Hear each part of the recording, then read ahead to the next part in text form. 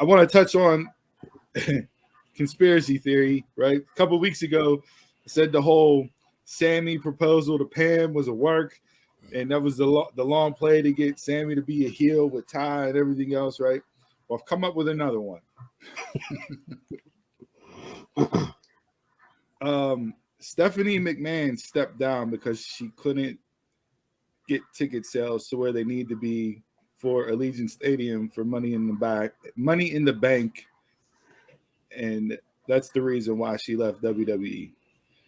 Because rumor was she's not good at certain aspects of her job, and one of those jobs is sales and promotion.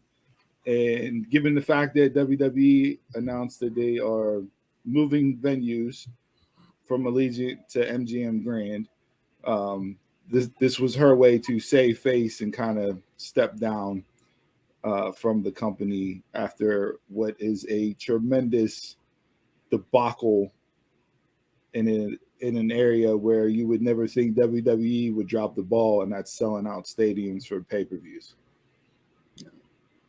I don't think so. Yeah, I'd put the blame on Nick Khan before I put it on Steph. He's Who's the one. It's not in Nick Khan's job title. Who thought to run Money in the Bank in Allegiant Stadium? Nick Khan. This was the stadium shows is a Nick Khan thing. And you already know they were going to put half of it. What was it going to be? Half of the stadium? Yeah. Not for Money in the Bank. Yeah, you should. Because it would look weird regardless when you cut off half the stadium for. I mean, is live events part of Stephanie's job title? Because she's the chief brand promotion officer, and ticket sales is.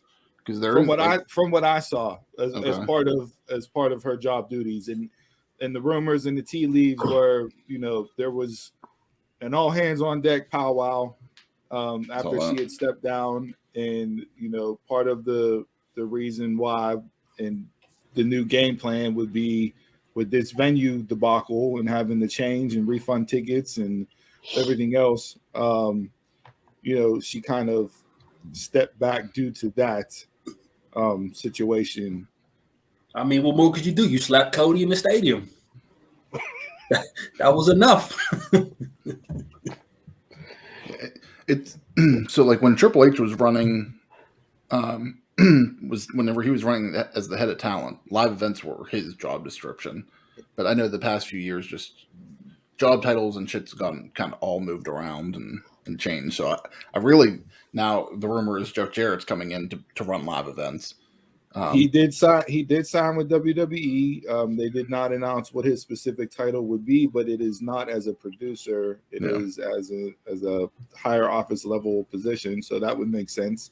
Devon Dudley is also coming back into the fold with WWE again. Don't know what his title is. Yeah, not sure what his title is, but coming back in maybe to do the live because NXT is starting to tour live in Florida this summer. So, yeah. So enough of my off the wall conspiracy theory with it. It's interesting take. I was when you really step back and look at it, right? Nick Khan, since he came in the door, has really, I don't want to say weaseled, but he's gotten to the point where he is Vince McMahon's right-hand man for majority of the stuff that happens business-wise with the company. He's pretty much the day-to-day guy. Mm-hmm. And before that, who were those people? Hunter and Steph. Conspiracy. What has happened since Nick Khan has come in? Hunter's NXT is gone, and Stephanie's now stepped away from the company. There were dual like vice presidents before that were kind of Vince's right-hand guys too, and them leaving kind of opened up the door for Nick Khan to come in. But that's the conspiracy. Nick Khan set him up. You don't put Money in the Bank in a stadium, in a football stadium. No, you don't. No, you don't. Well, no. I mean, it's a big four pay-per-view. What do you mean?